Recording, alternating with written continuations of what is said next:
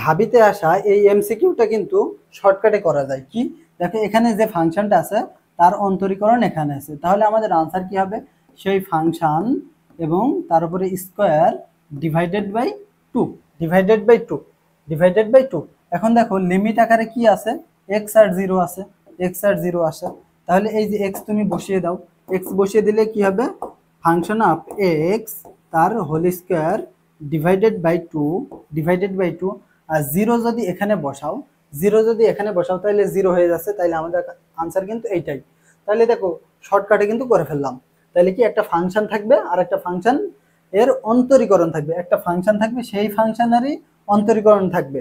তাহলে এখানে সেই ফাংশনটার স্কোয়ার ডিভাইডেড বাই টু এটা। এখন তোমরা কিন্তু গুলাই ফেলবা কোনটার সাথে? এই যে এইটার সাথে। দেখো একটা ফাংশন নিচে আছে, সেই ফাংশনের অন্তরীকরণ উপরে, এরকম থাকলে কি হবে? Ln into function of X.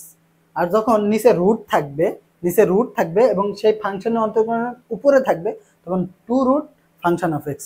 তাহলে দেখো তিনটা কিন্তু তিন রকম, একটার নিচে রুট আছে ফাংশন, তার উপরে ফাংশনের অন্তরীকরণ to root function of x. এখানে দেখো রুটটা নেই, তখন কি হবে? Ln into function of x. কিন্তু এইটা দেখো আবার গুণ আকারে আছে, একটা ফাংশন আবার কি সেই ফাংশনের অন্তরীকরণ, তখন কি হবে? তখন আমাদের সেই ফাংশনটার স্কোয়ার ডিভাইডেড বাই টু।